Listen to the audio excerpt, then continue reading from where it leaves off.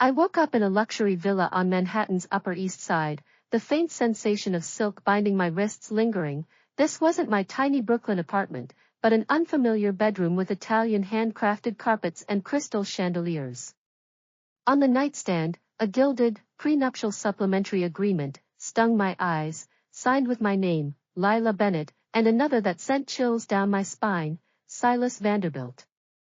I'd transmigrated into the cheesy tragic novel I'd stayed up all night reading, The Tyrant's Contracted Birdcage, becoming the cannon fodder female lead who shared my name and ultimately jumped to her death after being driven to despair by the male lead. Meanwhile, a tearful message from my best friend Chloe popped up on my phone. Lila, my mom needs surgery. That bastard Jasper said he'll only give the money if I stay with him for 3 months. Chloe, my closest friend in reality, had transmigrated into her novel counterpart, Chloe Carter, a poor soul who'd been swindled out of her family's fortune by the playboy Jasper Hale, and ended up homeless after her mother's death. My fingers whitened as I gripped the phone, flashes of our fates in the novel flooding my mind. I'd refused Silas's control, so he'd cut off funding to my father's company, leading to our family's bankruptcy and my final jump from the Hampton villa. Chloe had submitted to Jasper to save her mother's life, only to be humiliated as a toy, her mother succumbing before the surgery, and Chloe herself falling victim to Jasper's enemies. Knock, knock, knock.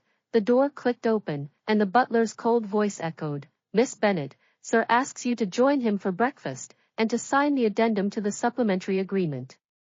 I took a deep breath, suppressing the hatred in my eyes, and changed into a docile-looking cream lace dress before heading downstairs.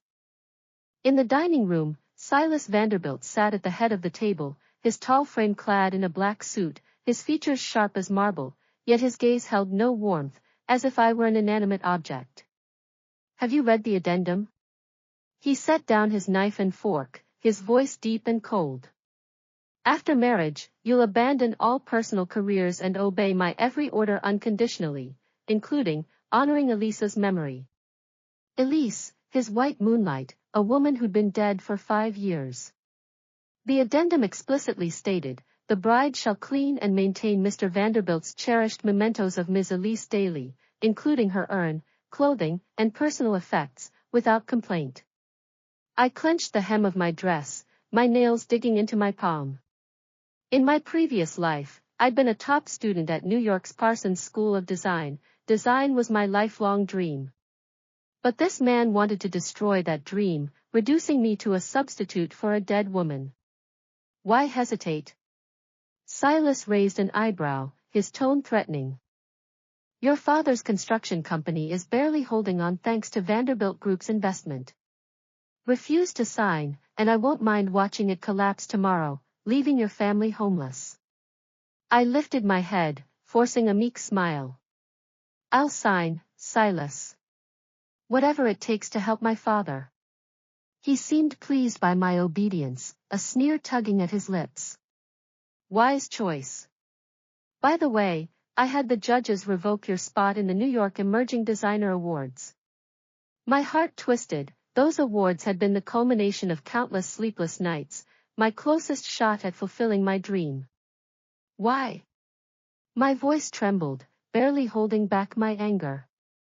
Because you're my fiancé, he said coldly. A marriage tool should act like one. Frivolous pursuits like design are beneath you. With that, he stood and left, leaving me alone at the empty table, the breakfast growing cold. Tears pricked my eyes, but I blinked them back. Silas, every humiliation you've put me through, I'll repay tenfold. Meanwhile, Chloe was enduring a different kind of torment at a beach party in Miami. Jasper Hale had his arm around a famous actress, shoving Chloe toward his friends with a lewd, insulting grin. This is my new pet, Chloe, she's got a bit of a temper, but feel free to play with her if you like. Laughter erupted around them, accompanied by wolf whistles and leering stares. Chloe, forced into an revealing slip dress by Jasper, squirmed with discomfort, but bit her tongue. Her mother was lying in a hospital bed, waiting for Jasper's money to save her life. Jasper, you promised, if I came to the party, you'd pay my mom's surgery bill, Chloe said, her voice shaking. Jasper scoffed, pulling a stack of cash from his wallet and throwing it in her face. Calm down. I'll give it to you once I've had my fun. The bills scattered across the sand, like slaps to her dignity. The actress deliberately bumped into Chloe, feigning innocence. Oh no, I'm so sorry. She accidentally spilled her red wine all over Chloe's dress. The laughter grew louder, and Jasper watched Chloe's humiliation with amusement. Chloe clenched her fists, hatred burning in her chest. Jasper, just you wait, I won't let you control me forever. That night, Chloe and I met in secret at a hidden cafe in New York. We exchanged our horrors, tears streaming down our faces, but in each other's eyes, we saw unshakable resolve. We can't repeat the novel's ending, I said, wiping my tears. They love controlling us. Then we'll pretend to submit, make them dependent on us, and at the crucial moment, dump them hard, ruin their reputations forever. Chloe nodded, a fierce glint in her eyes. Exactly.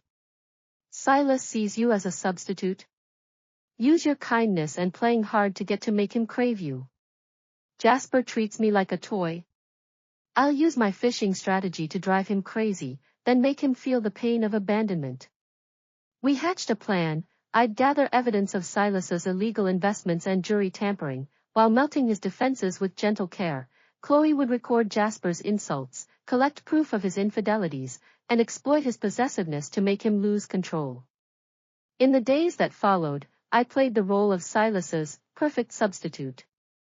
Every morning, I'd rise early to carefully dust Elisa's urn and mementos, my movements gentle, my face etched with just the right amount of sorrow. Silas would glance over, a flicker of approval in his eyes. When he worked late, I'd bring warm stomach-nourishing soup to his office, sitting quietly in the corner reading, never disturbing him. When his chronic gastritis flared up, I'd tend to him tirelessly, dabbing his lips with warm water on a cotton swab, massaging his abdomen gently. At a Vanderbilt family dinner, I accidentally spilled red wine on Silas's suit. His face turned livid, and everyone held their breath, waiting for him to humiliate me. Kneel down and wipe it clean, he said coldly, his voice brooking no argument. I bit my lip, swallowing the humiliation as I knelt, picking up a wet wipe and dabbing at the stain on his suit. Whispers filled the air, their stares piercing like needles. But I knew, this was only temporary. When I finished, I stood, my eyes glistening with feigned. I'm sorry, Silas, I didn't mean to. He looked at my teary eyes, his expression softening slightly. For the first time, he didn't lash out. But I never forgot my goal. While caring for him, I secretly copied his illegal investment files, photographed his calls with the judges, and found the unfair cooperation agreement he'd forced my father to sign. Chloe, meanwhile, had launched her own fishing strategy. When Jasper took her to parties, she no longer cowered. Instead, she'd dress in glamorous gowns, chatting confidently with celebrities. When men approached, she'd engage them without crossing the line, keeping them at an intriguing distance. Jasper's face would darken instantly, yanking her aside angrily. Chloe, what the hell are you doing?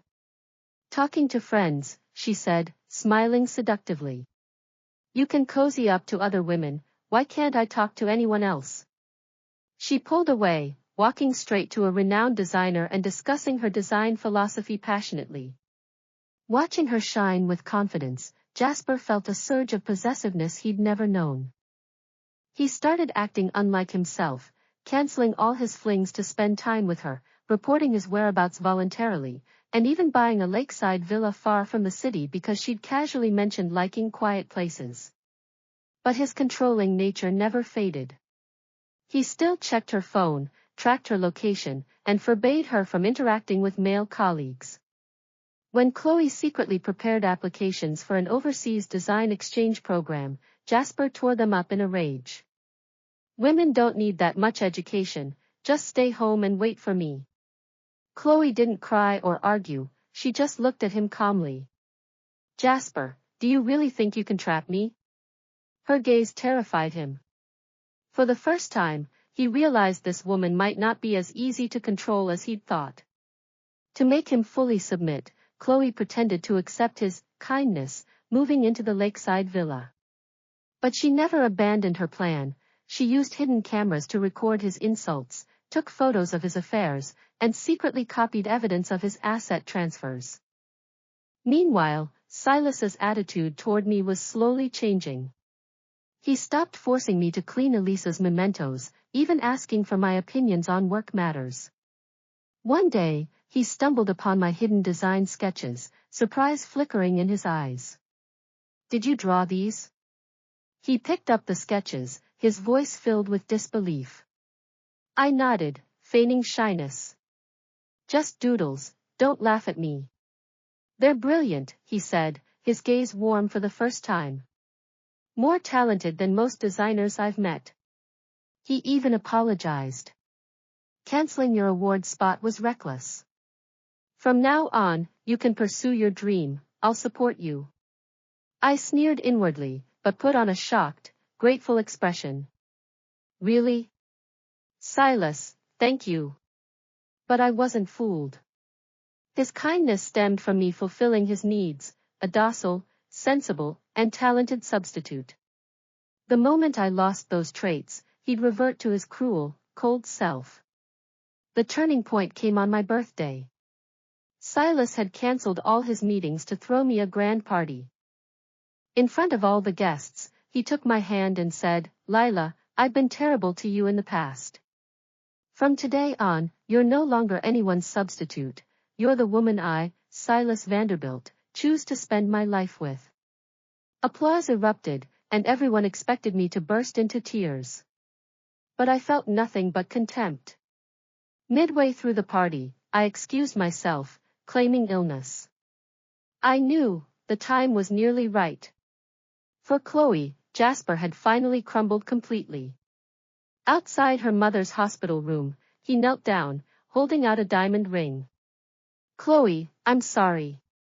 I'll treat you right, never hurt you again. Marry me, please. Chloe looked at him, smiling softly but not answering immediately. Jasper, give me time to think. Her hesitation made him desperate, vowing to spend the rest of his life making amends. We both knew, the moment to strike had arrived. The Vanderbilt family's annual charity gala was the most prestigious event in New York high society, broadcast live worldwide. Silas and Jasper brought us along, convinced we were fully under their thumb. Halfway through the gala, Silas took the stage, holding a microphone and gazing at me affectionately. Tonight, I have an important announcement. Lila and I will be married in 3 months. I'll spend my entire life protecting and loving her. Cheers and applause filled the room, cameras swarming toward me. But instead of walking to him, I picked up another microphone, my expression polite yet distant. Thank you for your kind words, Mr. Vanderbilt, but I'm afraid I can't marry you. Gasps echoed through the hall. Silas's face turned ashen, disbelief etched across his features. Lila, what are you saying? I'm saying I want to terminate our engagement. I pulled out my phone, playing a recording, the conversation where he'd ordered me to kneel and wipe his suit. Silas, you've never respected me. You treated me as a marriage tool, a substitute for your white moonlight. You humiliated my dignity, destroyed my dreams, and threatened my family's safety. I want no part of this marriage. I held up a folder, projecting its contents onto the big screen. These are proof of Vanderbilt Group's illegal investments, and Mr. Vanderbilt's chats with the bribed judges. I think everyone deserves to see his true colors. The evidence was irrefutable, chaos erupted. Reporters swarmed Silas, cameras flashing. He stumbled backward, his eyes filled with panic. At that moment, Chloe stepped onto the stage, holding a stack of photos and videos. And I'm terminating my engagement with Jasper Hale, she said, her voice clear and firm. She played the video of Jasper calling her a pet at the Miami party, displayed photos of his affairs, and played recordings of him tearing up her application and insulting her. Jasper Hale, you not only disrespected me, you used my mother's surgery as leverage, treating me like a toy. You thought your money and power let you do whatever you wanted?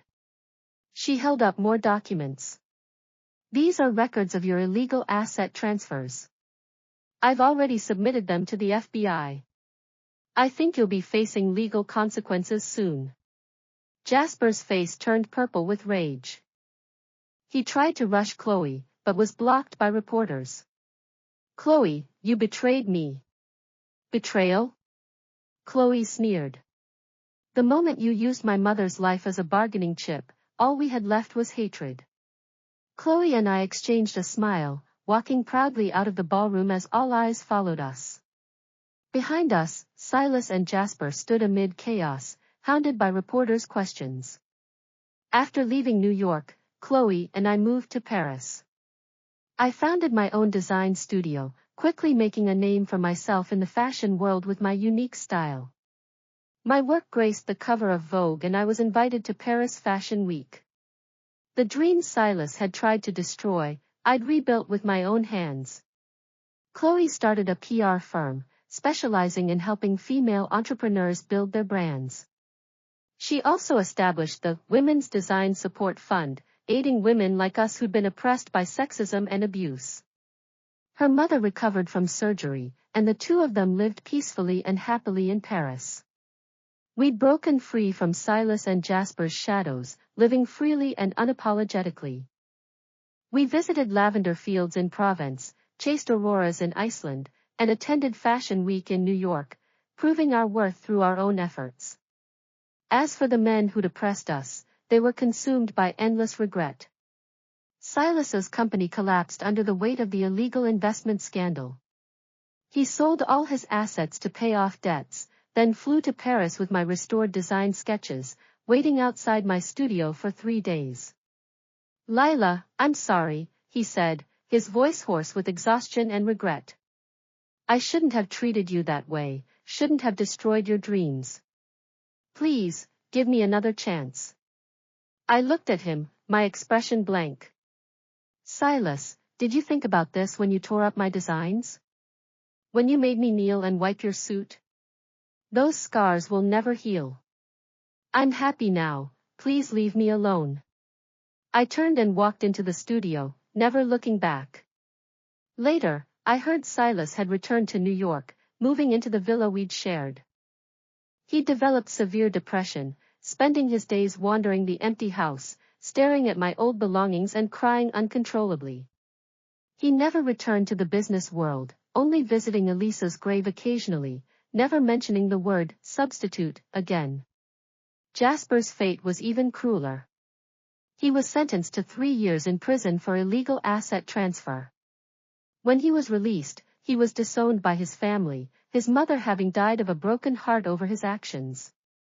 He sold all his remaining possessions, begging Chloe for forgiveness, but she refused. Jasper, you can never repay what you did to my mother. The pain you caused me can never be undone, Chloe said calmly. The best thing you can do is disappear from my life forever. Jasper eventually left for Africa to do charity work, trying to atone for his sins. But he knew, he'd never forgive himself, and he'd never win Chloe's forgiveness. Once, backstage at Paris Fashion Week, I caught a glimpse of Silas. He was wearing a simple trench coat, his hair streaked with gray, his eyes empty of their former arrogance, only exhaustion and regret remained. He didn't approach me, just watched from a distance until I entered the dressing room, then turned and walked away, defeated. Chloe and I occasionally thought of them, but felt no nostalgia.